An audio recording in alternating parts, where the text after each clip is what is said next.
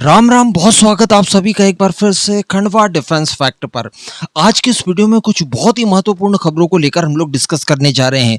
Specially in खबरों में दो ऐसी खबरें होंगी जो कि ऑपरेशन सिंदूर से भी रिलेट करती हैं।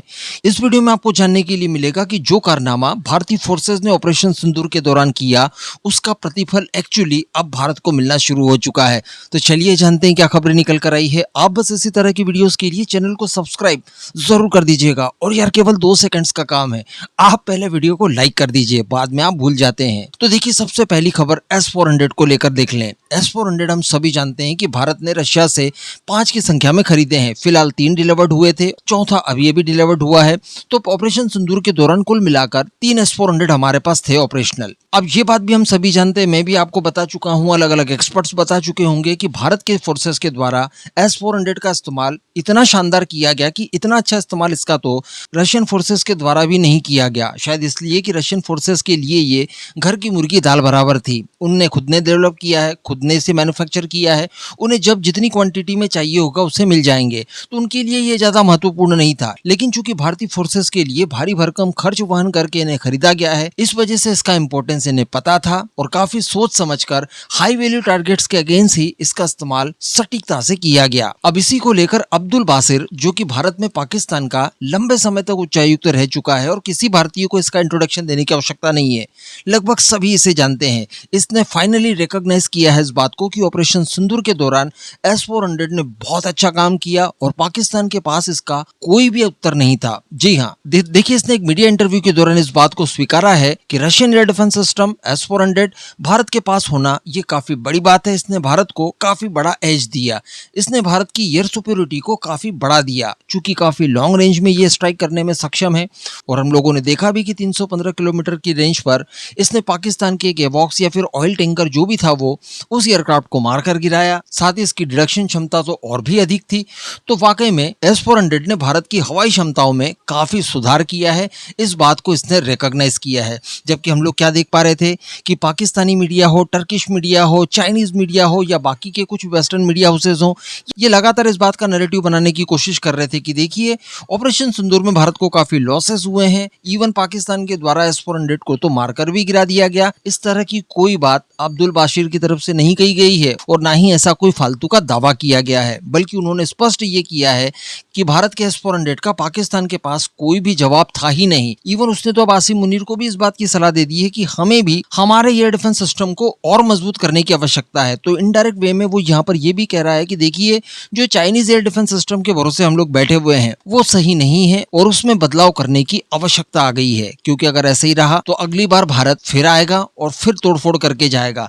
इस बार इनके 11 एयर बेसेस तबाह किए, कई जगहों पर एयर स्ट्राइक की, लेकिन हमारे किसी भी अटैक को ये चाइनीज एयर डिफेंस सिस्टम रोक नहीं पाए। साथ ही अगर भारतीय फोर्सेस की सूझबूझ देखी जाए तो देखिए, यहाँ पर इसकी कैपेबिलिटीज का भरपूर इस्तेमाल किया गया। न केवल लॉन्ग रेंज पर हम लोगों ने इंटरसेप्शन किया, बल्कि यहाँ पर एक ट्रिक ये अपनाई गई कि चूंकि ये मोबाइल लॉन्चर और कंट्रोल सिस्टम के साथ आता है, इस वजह से जैसे ही हम लोग इससे टारगेट करते थे और किसी चीज को न्यूट्रलाइज करते थे, उसके तत्काल बाद इसकी लोकेशन हम लोग चेंज कर देते थे। इससे क्या हमें फायदा मिला कि पाकिस्तान की तरफ से बार बार प्रयास किया जा रहा था S-400 को डिस्ट्रॉय करने का, और ये हमारे लिए एक्सपेक्टेड था भी कि पाकिस्तान ऐसी कोशिश करेगा। हो सकता है कि चाइना के सैटेलाइट वगैरह लगातार इसको ट्रैक भी कर रहे हो और लोकेशन बार बार पाकिस्तान को दे रहे हो।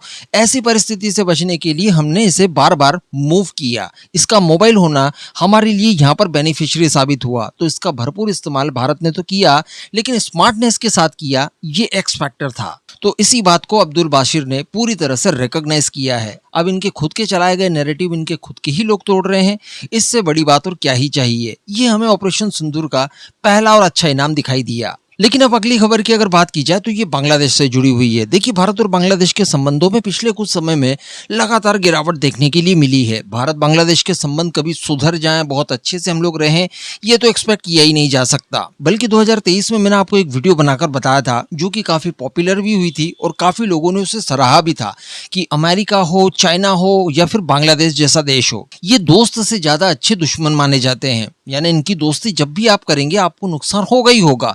जब हम लोग हिंदी चीनी भाई भाई करते थे तब इन्होंने भारत के ऊपर अटैक कर दिया और हमारी जमीनें हड़प ली। लेकिन जब से चाइना हमारा दुश्मन बना है 1 इंच जमीन भी ये हमारी ले नहीं पाया, और जब लेने आया तो कूट पीट कर ही हमने इसे वापस भेजा। ऐसा ही मामला अमेरिका का है। जब तक आप दोस्त बने रहेंगे आपके ऊपर ये लगातार दबाव बनाते रहेगा, आप ईरान से पेट्रोल मत खरीदिए। लेकिन जब हम लोगों ने दोस्ती को साइड में रख दिया तो आज हम लोग भरपूर मात्रा में रशिया से क्रूड ऑयल खरीद पा रहे हैं। वैसा ही मामला बांग्लादेश के साथ भी है। बांग्लादेश के साथ जब तक आप दोस्ताना व्यवहार रखेंगे आप बांग्लादेशी घुसपैठियों को वापस भगा ही नहीं सकते। ये लोग मना कर देते हैं, ढिलाई वापरते हैं और कुल मिलाकर चीजों को लटकाने भटकाने की कोशिशें करते हैं, और ये परिस्थिति आपके लिए घातक है। लेकिन चूंकि इस समय संबंध कुछ खराब हो गए हैं, इसका फायदा भारत भी भरपूर उठा रहा है और लगातार पुशबैक करने की कोशिश कर रहा है। और न केवल पुशबैक करने की कोशिश कर रहा है घुसपैठियों को, बल्कि घुसपैठिए भविष्य में अंदर न आ पाए इसके लिए हम लोग सीमा पर फेंसिंग का कार्य भी कर रहे हैं। मैं आपको पास्ट में कई बार वीडियोस में बता चुका हूं कि जब से यहां पर बीजेपी गवर्नमेंट बनी है इन्होंने तत्काल बीएसएफ को जमीनें अलॉट कर दी है और फेंसिंग का कार्य लगभग शुरू हो चुका है। तो इस बात को लेकर भी इन्हें व्याकुलता हो रही है। भाई हम लोग हमारी सीमा में अगर फेंसिंग का काम कर रहे थे इससे आपको क्या ही चिंता हो सकती है,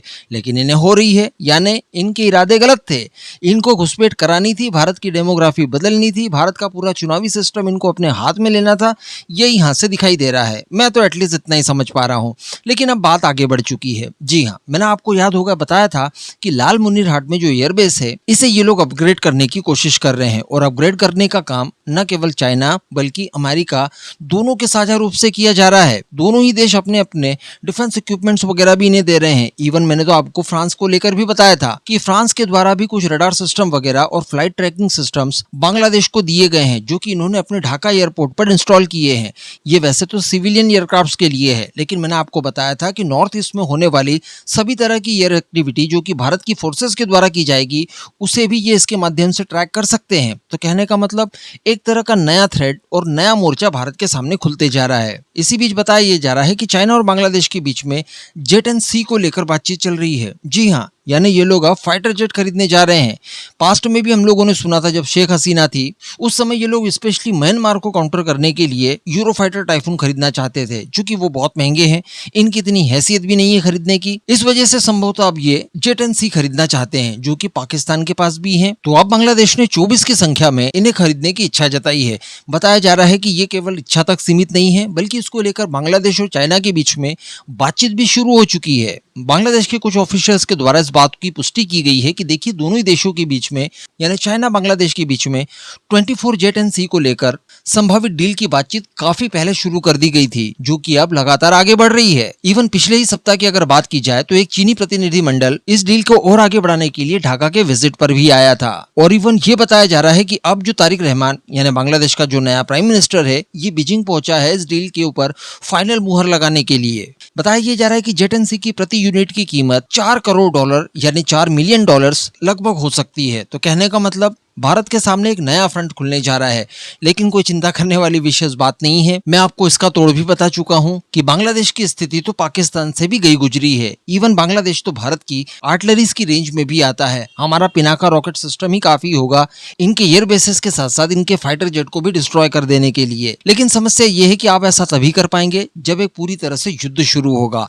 अगर युद्ध शुरू नहीं होता और ये प्रॉक्सीज की तरह काम करना शुरू कर देते हैं तब आपके लिए निश्चित रूप से कोई ना कोई परेशानी ये लोग खड़ी कर सकते हैं, जिसको लेकर नई रणनीति बनाने की आवश्यकता है। अब अगर अगली खबर की बात की जाए तो ये खबर और भी ज्यादा अच्छी है। बताया ये जा रहा है कि यूएई के द्वारा भारत से ब्रह्मोस और आकाश तीर एयर डिफेंस सिस्टम खरीदने को लेकर बातचीत चल रही है, जो एक्सपेक्टेड तो था ही था, लेकिन आज के सिनेरियोस को देखते हुए बताया ये जा रहा है कि ये काफी जल्दी संभव हो सकता है। जी हाँ, इस समय हम लोग देख पा रहे हैं कि मिडिल ईस्ट में जो भी व्यवस्थाएं हैं ये पूरी तरह से चरमरा गई है। स्पेशली डिफेंस की जितनी भी व्यवस्थाएं थी ये सभी अरब देश में आपको धूल चाटते हुए दिखाई दे रही है। सभी के ऊपर ईरान अटैक कर रहा है, और न केवल अटैक कर रहा है बल्कि वो सफल अटैक करने में सक्षम है। अमेरिका के, चाइना के जितने भी डिफेंस इक्विपमेंट्स यहाँ पर लगे हुए हैं वो सभी के सभी फेल होते हुए नजर आए हैं। अगर वो कुछ हद तक अटैक्स को रोक भी रहे हैं तब भी ये कहा जा सकता है कि इन्हें नए और रिलायबल और अधिक एयर डिफेंस सिस्टम्स की आवश्यकता है। साथ में ऑफेंसिव कैपेबिलिटी को भी बूस्ट देने के लिए ब्रह्मोस जैसे वेपन्स की आवश्यकता है। इसी को लेकर बताया ये जा रहा है कि यूएई के द्वारा ये मूव चला गया है और भारत यूएई का संबंध इस समय आप देख पा रहे हैं सर्वश्रेष्ठ स्थान पर है। साथ ही मैं आपको बता दूं कि ये सारी चीजें तभी संभव हो पाई है जब भारत के द्वारा ऑपरेशन सिंदूर में बेहतरीन प्रदर्शन करके दिखाया। हमारे ऑफेंसिव अटैक में सबसे बड़ा नाम निकल कर आता है ब्रह्मोस वेपन सिस्टम का। और अगर बात की जाए डिफेंसिव के लिए तो यहाँ पर आकाश तीर का नाम निकलकर सामने आता है। आकाश तीर एक्चुअली कोई एयर डिफेंस सिस्टम नहीं है, ये पूरी की पूरी श्रृंखला है।